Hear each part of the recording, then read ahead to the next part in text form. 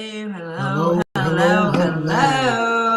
What's up? How y'all doing? doing? Glad to have y'all back. It's great to be back. We are in the house. And are you ready for me to do the quick prayer? Yes, I'm trying to get to this and Just agree.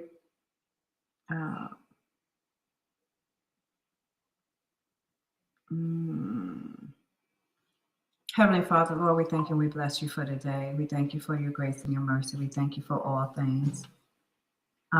We thank you for today. We ask that this be a good podcast and that everyone gets something from it so that they can apply it to their lives. In Jesus' name we pray, amen.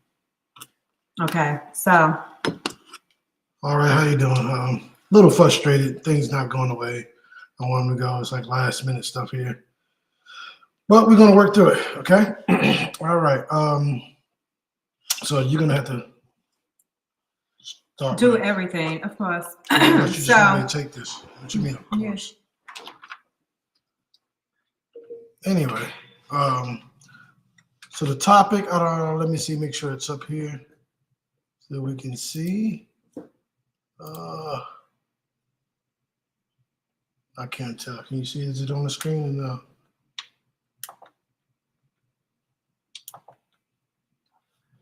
In just in case you can't see it, the question and answer is chivalry. Is it dead? And then the second part to that is, what is chivalry? So, what is chivalry? But the original meaning of chivalry is here. So.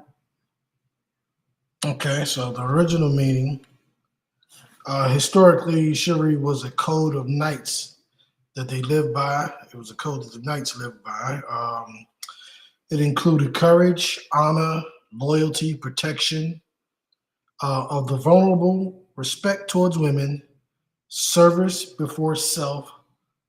So the real definition becomes power guided by responsibility.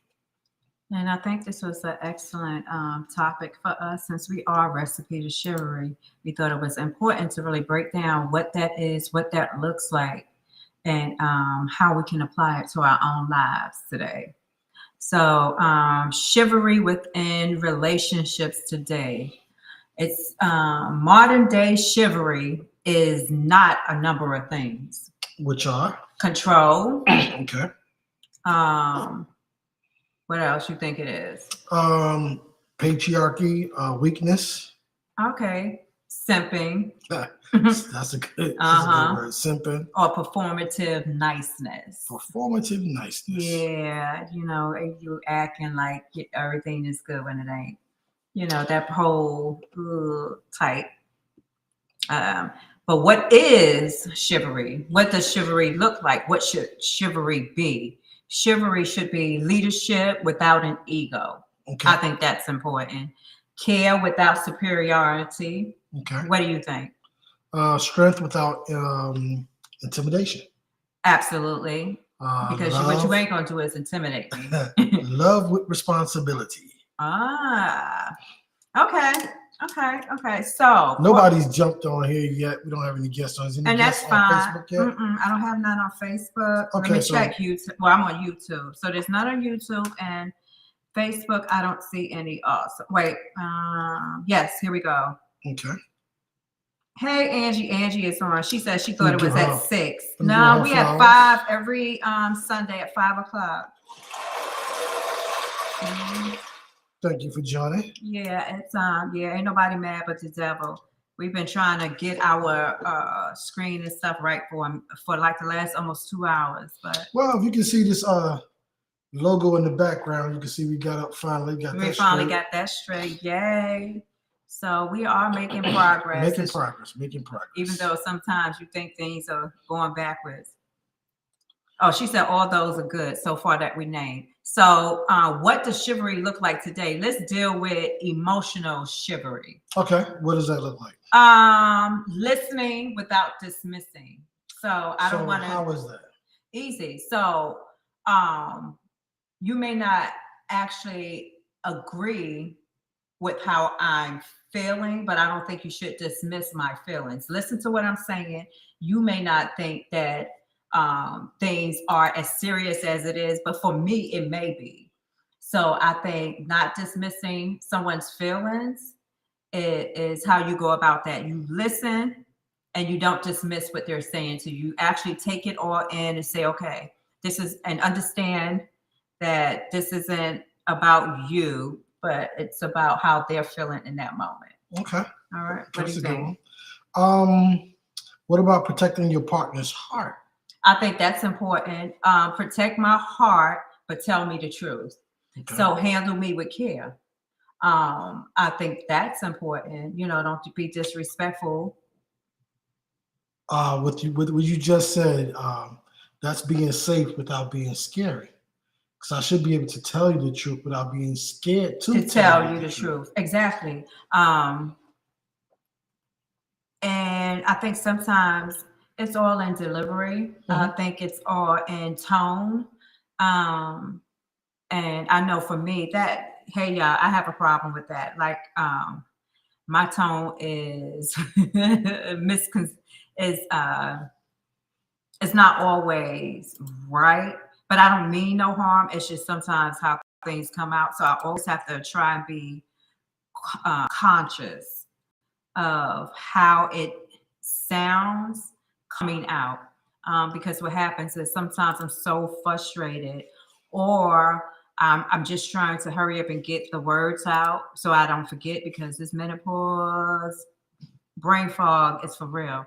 So I just need to hurry up and get out what I need to say before I forget it. So, and that the way I say it may not always come out right. So I have to always be mindful of that so that I'm not offending my partner here, even though he'll let me know in a heartbeat. Okay. Avoidance is not, she said. Who says that? Angie. She said, so avoidance. Okay.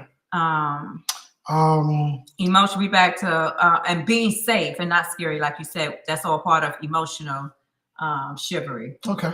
What about spiritual chivalry though? What does that look like? So apparently there's different types of chivalry. There absolutely is. And we're going through some of them now. Right. So spiritual chivalry is leading in prayer. Absolutely. So does it matter who leads in prayer? No, I don't think it matters, but I think it shouldn't be on one particular person or one particular spouse. I think you can take turns. That's led, that you want to lead it, that's fine. I want to lead it, that's fine. We can take turns, but that shows chivalry on both parts. Setting a moral tone. What does that look like? I agree with that, because if we talk about spiritual chivalry, we have to have the same. I think we both have to have the same morals. Right. And she says, meaning being present mentally and physically. Absolutely. That the mental part would fall, I think, underneath maybe the emotional. Maybe. We'll see. Yeah. What else do you have for spiritual? For chivalry, protecting the peace of your home. So where you lay your head, that should be protected. And that's something that I'm big on. I am big on that because there's some things I just choose not to have in my home or not to deal with. Right. Or people. If it's going to cause me to lose peace. This is somewhere where I go out in the world, and you can't bypass everything you see out there or try to not to deal with. So it's like work. Right. You're going to deal with some unruly people. Right. You're going to deal with some disrespectful people. True. And unfortunately, this is a place where you have to be. Right. But when I come home at night, I don't want to deal with any of that. I want her to be my peace, and I want to be her peace. Yeah, same here. And I want God to control all of that. So I think within that, I think it's important that if that's something y'all don't do, put that prayer off. They can say what they want over them doorways. Ask God to bless and pray over your land, over your home, over your property. I think all of that is so important in protecting your peace and protecting your home also. Okay. All right. I don't have anything else there. All right, so we're going to move on to practical chivalry. Okay. What is practical chivalry? What does that look like? Providing stability. Okay. What type of stability? Like stability? It could be how? financial. It could be health. It could be a mindset. Mm-hmm. We talked about peace from a spiritual standpoint, but stability and peace in a mindset that you don't have to worry about outside things here, because not everything is spiritual. Right. Some things are physical. Right. So you want to come home, and I want stability to be here. Where this is a safe place. Okay. What about showing up consistently? I think that's important in practical chivalry. So showing up, always being present. That's part of stability. Right. Give me me a minute. Something minute. just. You take care of that. Okay, I'm gonna continue. Go check that out. We just talking about peace in the home.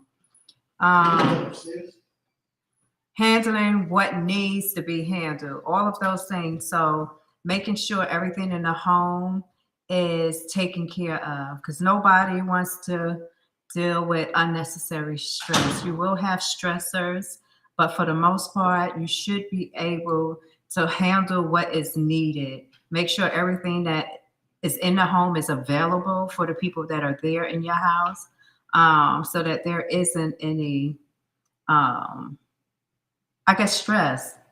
I don't want to have to worry about, X, Y, and Z. If y'all sharing responsibilities, make sure these things are being handled. Okay. If y'all decided, like with me, I do the laundry. He may fold the laundry. I may put away the laundry. We are a team. So practical chivalry, one of those things is about being a team and knowing what needs to be done. We're also going to deal with, what Angie says. That's true. Set boundaries.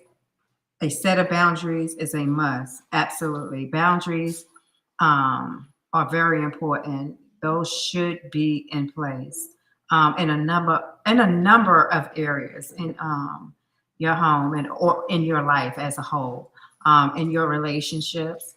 I think that's important as far as preserving your peace of mind, and how you go about your life. So absolutely, boundaries is a must.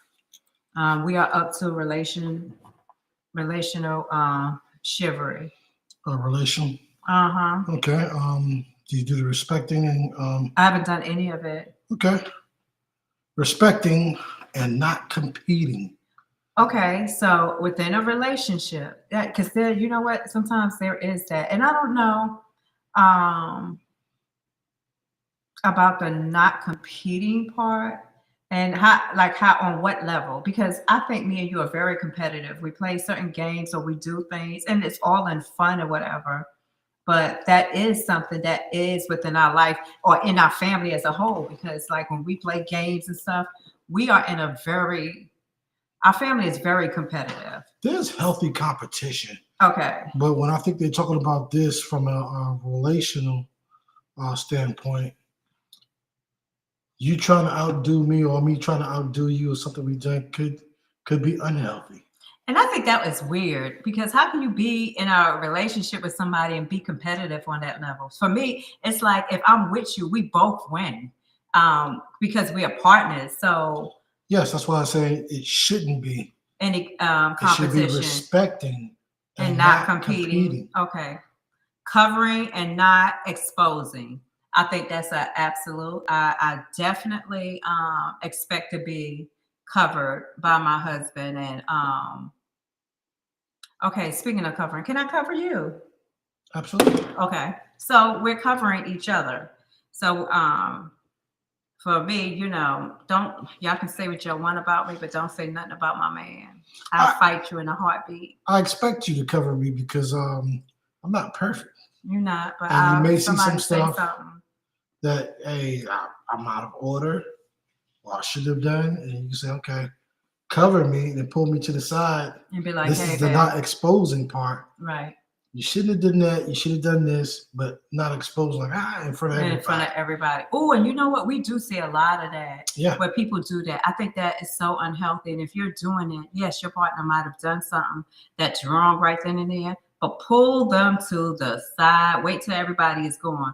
And she said competition is fun and good, but not control. Absolutely. But back to that covering. Definitely women, you know, your man could be wrong all day long and he just said something that probably done pissed you off and you want to light him up. Don't do it right then and there. Don't be disrespectful. Even if you feel like maybe your feelings got hurt, you know, check him on it.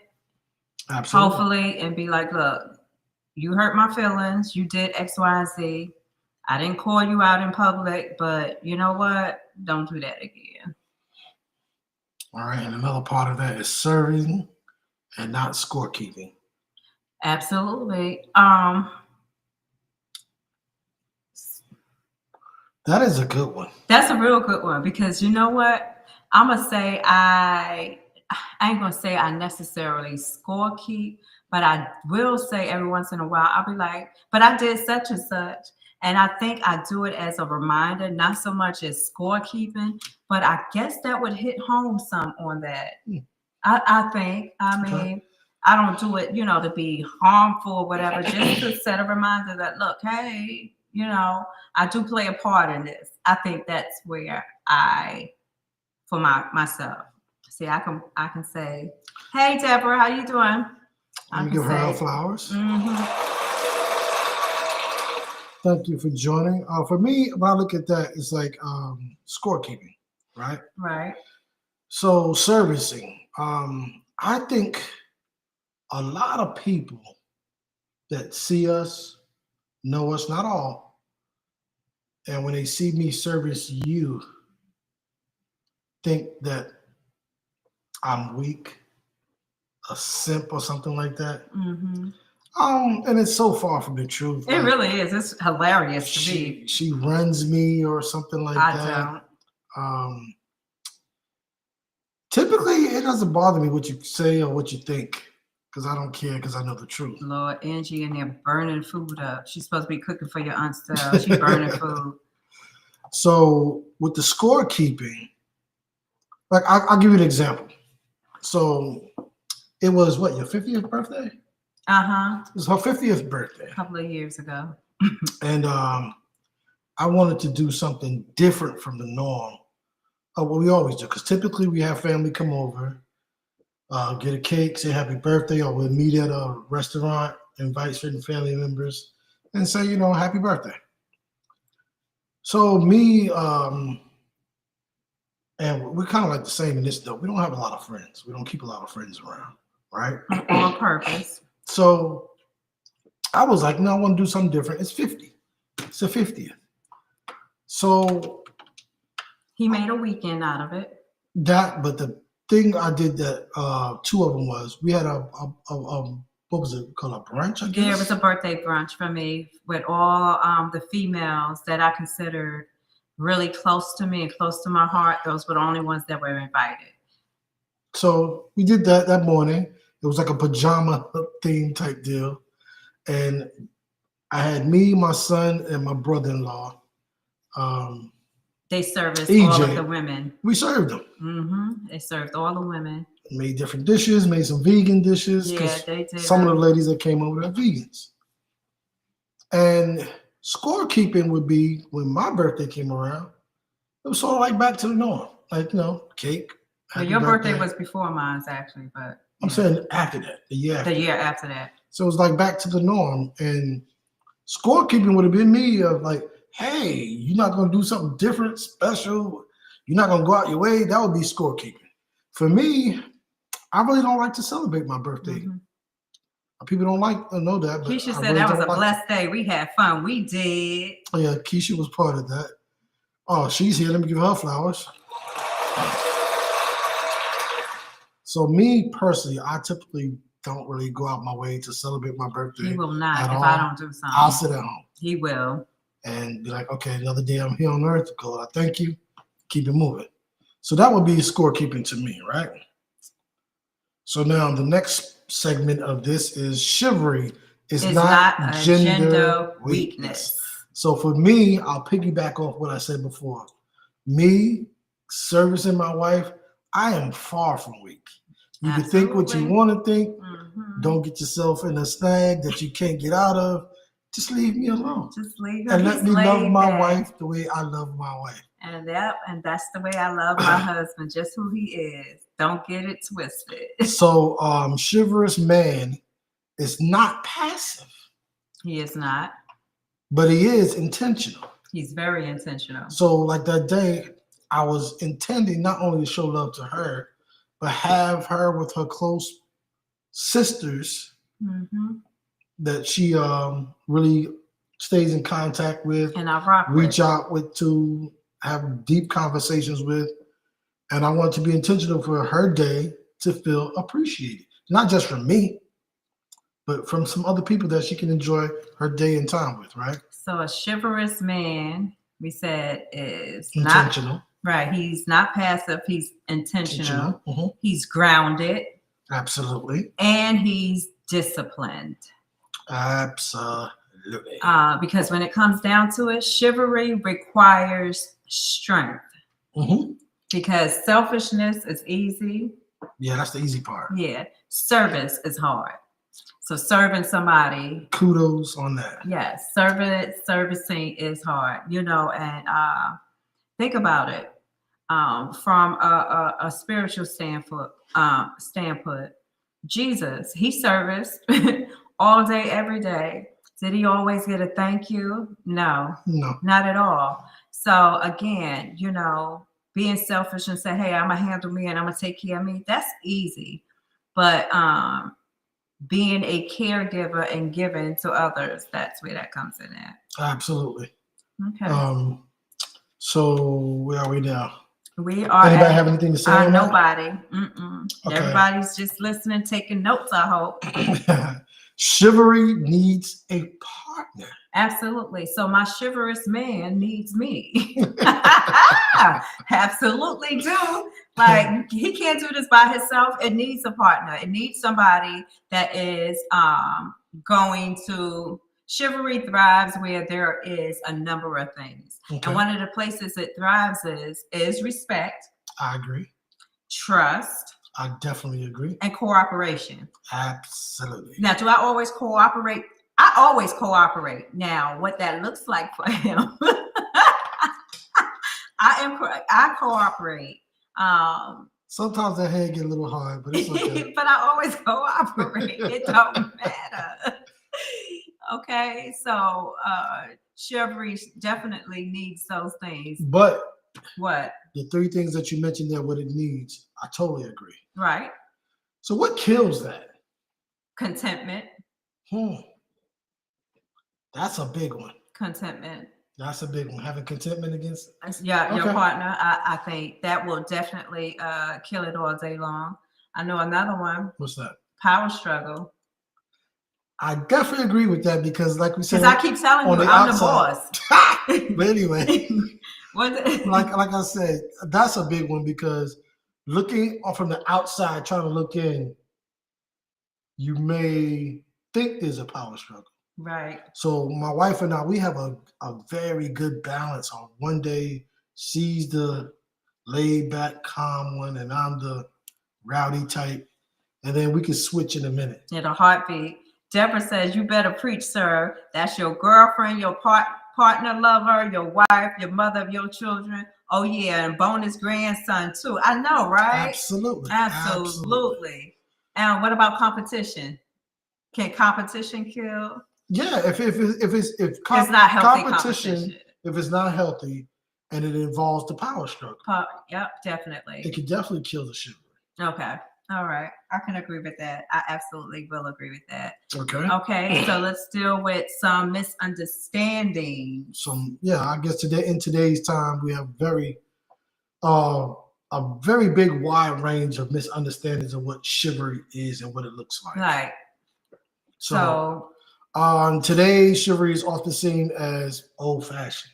And which is crazy to me because if y'all listen further back up on what the definition is, it is something that is constant and it's always there. So how can it be old fashioned? Now I'm going to play devil's advocate on this one. Okay. So I can see where somebody could consider it old fashioned. Just the other day, right? Okay. We were out. Mm-hmm. I'm trying to remember where we were coming from. I think we went out to dinner. Okay. I believe this is yesterday. And we were walking to the car. And I stopped you. And I said, no, stay still. I'm going to open your door. Right. And let you get into the vehicle. Right. Now, the reason why I say I can play devil's advocate, because I guess back in the days, that's what the men did. Men did all the time. But now I don't do that as much. And it's not that I'm not chivalrous. It's just become a routine of we're going to the car, she gets in, I get in, pop, pop, pop. But you want But I had to remind myself. But go ahead. I was going to say something to that. You do still have that. You may not always open my door for me, but what you will do is he'll either hand me the keys to unlock the door. He'll wait for me to get inside the car, close the door, and then especially if we're shopping, and then he starts to put the items in the car. So I think that's your way of still being chivalrous, but making sure I'm safe. Absolutely. So because that's what's on my mind is safety. It's always safety. Everything for him is about safety, and he feels like if anything go down, at least I'm in the car and I'm safe, and he'll handle whatever. Right. So that's what's always. So his head is always on a swivel. That's always been my standpoint is. Those of you that know Quintella well. My thing is, if there's something going on and danger is there, Quintella's gonna be right there by my side, arms locked in, and ready to go to war. Yep. Me, I do not want her there because I feel like I can't concentrate. I can't do what I need to do because I'm gonna be concerned about her. Mm-hmm. So I can feel like, hey, if you in the truck, lock the doors, and now I can go for broke and do what I got. Well, I gotta bite somebody, whatever that might look like. But I know she's safe. Mm-hmm. Get out the way. Yeah. So, and like he said, I'm locked in. I'm ready to fight. We gonna fight together because ain't nobody gonna hurt him. You ain't taking him from me. So I can see where it can be considered old-fashioned. Okay, certain areas. So with them being old-fashioned, what they are really rejecting is what? Control disguised as care. So they're rejecting it because they think it's control. Mm-hmm. And not me caring. Like, I'll give another example. What she said? She said she'll be the first one to throw a punch. Right. Mind your business. Right. I'm over there trying to calm everything down, and she's swinging for the fences. That's my wife. But Deborah said I gotta get me one of those. She's talking about you. We gonna they out there. They out there. Mm-hmm. So like when we're walking. And unconsciously, I do it, and she's become so consciously aware that we're walking, and automatically I grab her and start guiding the head to the left or to the right because I want her on my right side or I want her on my left side at this particular moment. I think when we first got together, I was like, "Why are you grabbing me?" It irritated her. It irritated her. I was like, "Why are you grabbing on me?" Because you think I'm controlling. I was like, "No." I'm just walking. Like, I want what are you here doing? Because it's not safe here. I want you here because I feel safe with you here. So, I can see where somebody can misconstrue that as control. Control, right? And not me caring for your safety. Okay, what about authority without accountability? Now, absolutely, because not having accountability weakens your perspective or persona of having authority or being an authoritative figure. Okay. A leader, absolutely. People will definitely start to diminish that role from you if you don't have self-accountability. Okay. So basically what you're saying is true chivalry never demanded submission. I agree with that. It earned respect. Absolutely, because I didn't need you to submit when I was moving you to the left or to the right. What I needed you to respect was I was doing it out of your safety. Right. So respect that. So Why? it earned respect. And it Okay. wasn't considered submission. Okay, so we're going to have a faith connection to what chivalry looks like, what chivalry mirrors. Okay. Um, Which is biblical. Right. And here's a little bit for you. Lead by serving. Okay. Protect by loving. And honor by sacrificing. So that would be servant leadership. Yep. Okay. And so I think that's what that is. I think that's something, if y'all take anything from it today, it should be that. Yeah, because chivalry isn't about making women smaller. It's about making love safer. Absolutely. And I want to stay safe. So y'all just remember that chivalry, what that definition is and what it looks like. It's strength. Recipe to chivalry, us. Right. Because this is what I know a lot of people was asked, wanted to know how he came up with it. I think he gave a story about it, but I also wanted to make sure that y'all had the definition of what that looks like and what it is and how we broke it down. So chivalry is about strength. It's about compassion, integrity, responsibility, safe, lasting love. Absolutely. Okay, so that's basically what it's about, and that's where we're at. I see my daughter came on. Jay, hey. Let me give her flowers. See, Deborah talking about that's a bully with a one-track mind, heavy on the control hold button. She said, thought he said scared, but it was safer. You thought what was scared? I missed that one. Was it something you said or how you said it? Maybe because of when she came in on it. I don't know. But, yeah. But we wanted to kind of break that down for y'all, the whole recipe to chivalry, what that looks like, the different types of chivalry and what it consists of and what it means to us and what this podcast is about. So if you ever needed to know, go back and listen to this one. This is basically where we're at. Yeah. So again, the question was, is chivalry dead? And I say no. Absolutely not. No, chivalry will never die. It'll be around forever, and it should be. And if we have the right men in place, it shouldn't go anywhere. It should be passed on. And my caveat to that would be, and we have the right women in place to understand it's not about submission. Right. It's about partner. It's something that has to be practiced all the time. Because is it easy? No. It's not easy, but is it worth it? Yes, absolutely. I keep telling y'all every day he get on my nerves. He was getting on my nerves this morning. Not even this morning, a few minutes ago. But again. Hold on, let me do that again. What you gonna do? I'll bite your nose. See what they're talking, they're talking that trash. See, you made me lose my thought. Good. Don't do that. Because now I'm gonna take control.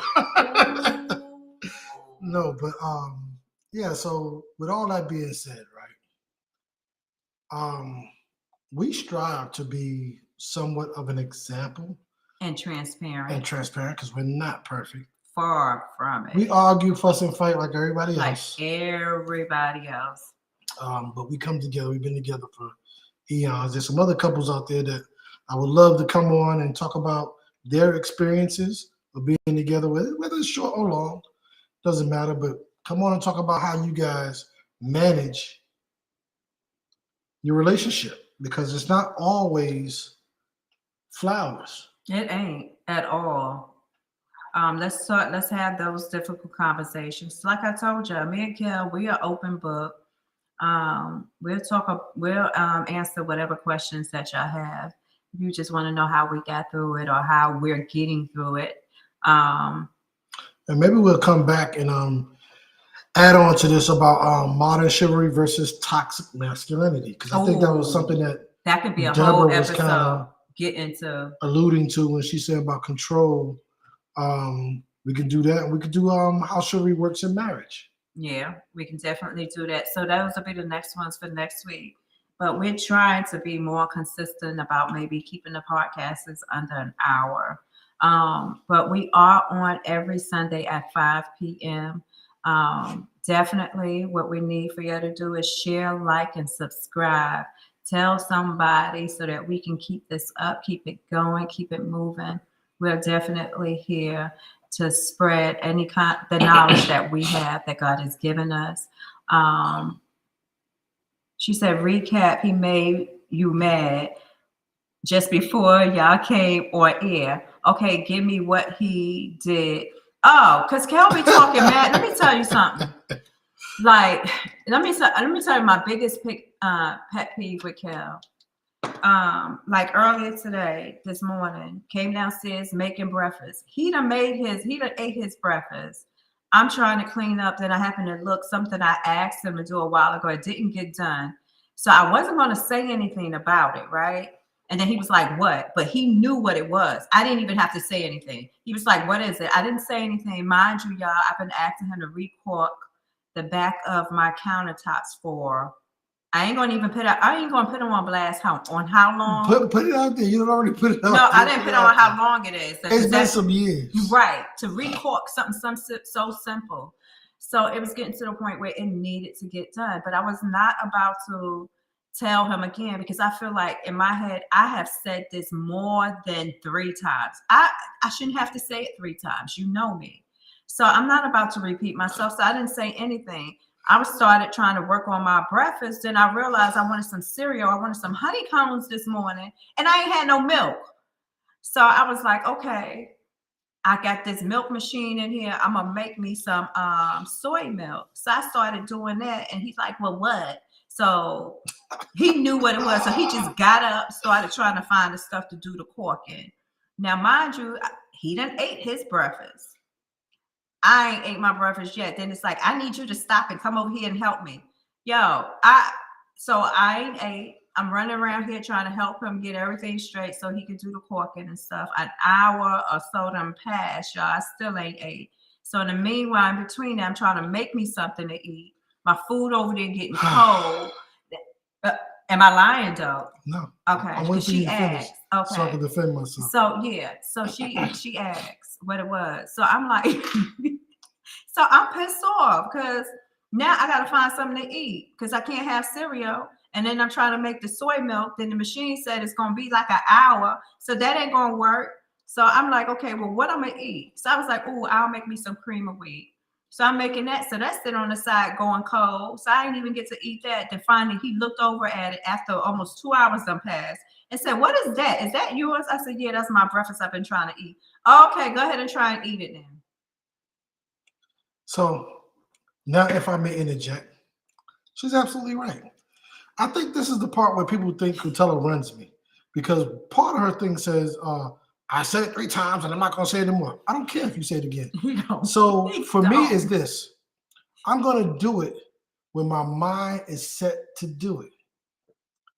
See, and my dear wife here, she jumps into stuff swearing it's so easy.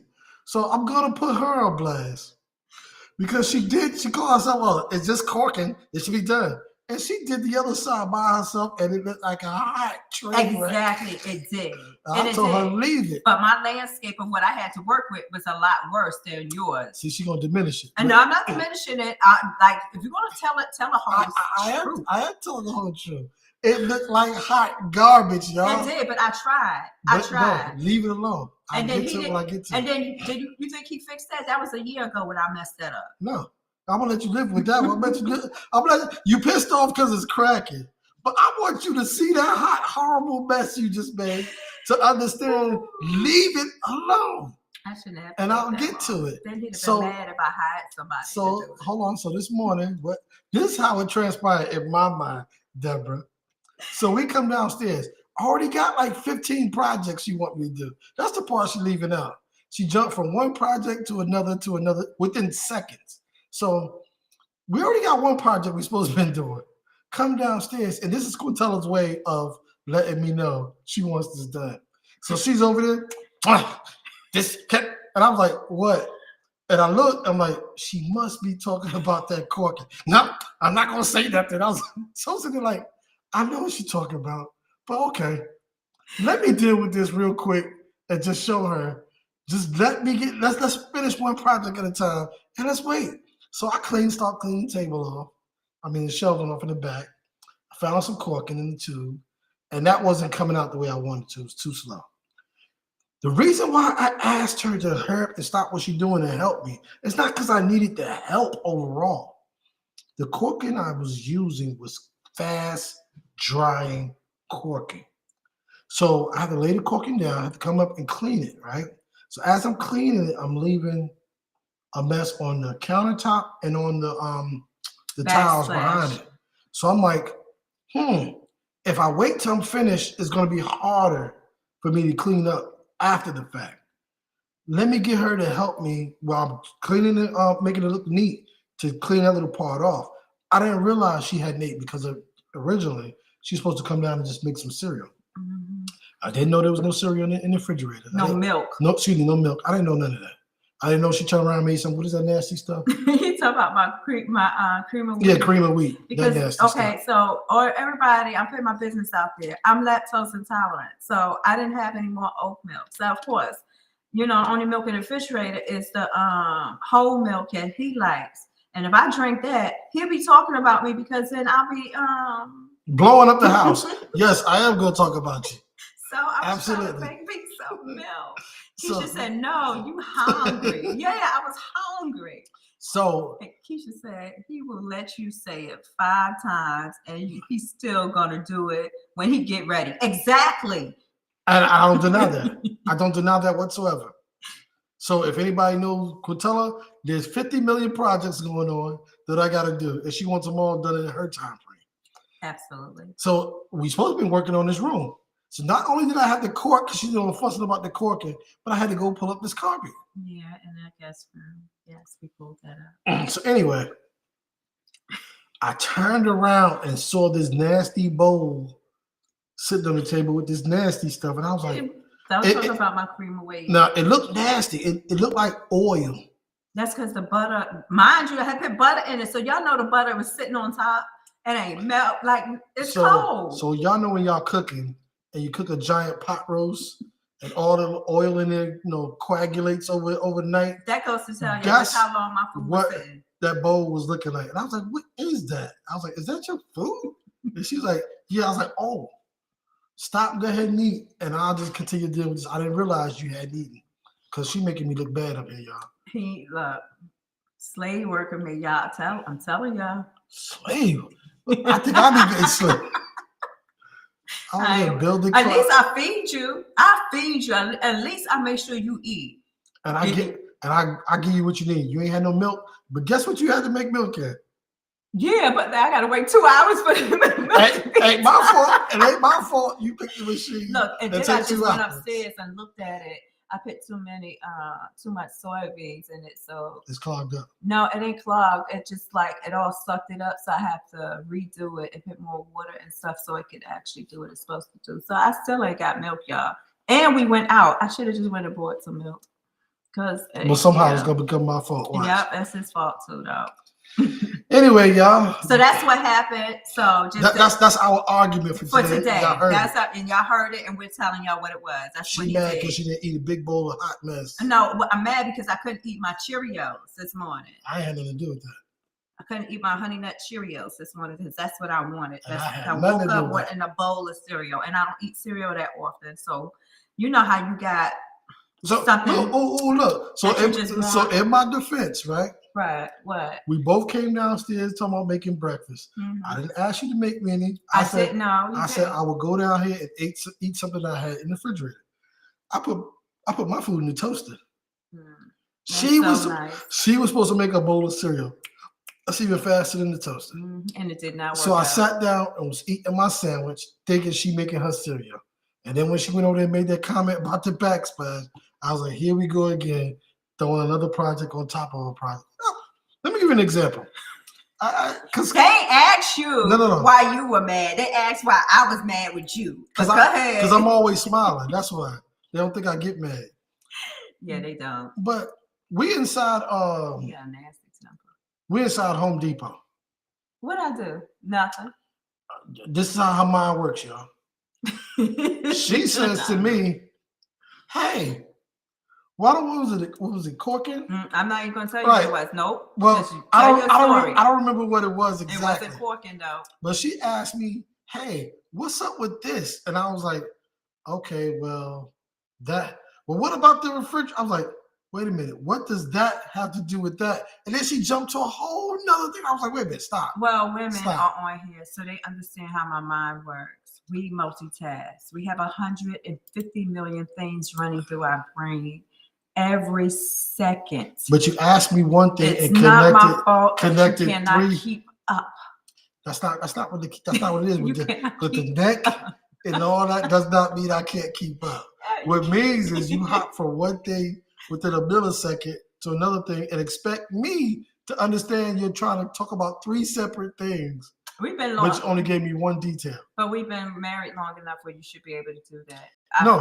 You should be trained. No. I'm gonna need for one, you to tighten up. I'll never be trained. One, two, you're a woman. You guys are complicated. I don't care how long you have one. What you mean? How long you had what? A woman? Yeah, I don't care. don't say it like I'm a pet or something. I don't care how long you done picked up one off the shelf. I don't pick me up off no shelf, sir. I don't know. I don't care how long you didn't subscribe to Amazon. They shipped you one. They're complicated. You know how you get stuff. Thank you, Keisha. I want it all done in one day. I don't care what Keisha say either. Women are like Amazon packages. We come every day. They come and the instructions don't match what you got in the package. You can't read them. No, that'll be an IKEA. That'll be an IKEA piece. That too, you got to figure it out. You got to figure it out. IKEA, like that's women. Yeah, that's women in a nutshell. Yeah, figure it out. No instructions. Like no, I can't even say that. I'm not saying it. Yes, there is. Go to the Bible. God gave you instructions on how to do us, how to treat us, that's why and what we need.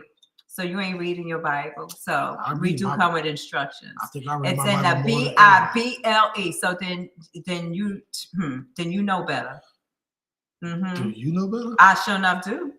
But we ain't talking about my instructions for men. We talking about instructions for women because that's what you brought up. So that's what we're talking about right now. See, on that note, we're gonna go on in this podcast. Let's do that. She get out of hand. No, because now you messing with the chivalry part of what you're supposed to be doing. Because now you competing. Well, chivalry is dead, then. How about that? It's dead. It don't exist. It's gone. Bye, y'all. Good night. Good night. She just killed it. I did not. She just killed it. Put my song on. Take us out with my song. Y'all have a blessed week. Don't forget to share. Hold on. Just close the window down. All right, minimize it. There we go. Right here we go. We love y'all. And we're gonna go out this song. Nice, real love. This song has just been murdered. She said, okay, now you sound like CeeLo. Recipe to chivalry. Love ain't clean, but it's worth the scars. Late night talk, still healing hearts. Patience, pain, honesty. Again, recipe. We thank you guys for joining. Our romance cold, but we stay right this here. is Recipe to Chivalry. From the mess to the Thank you guys. Thank you. chemistry. That's the recipe.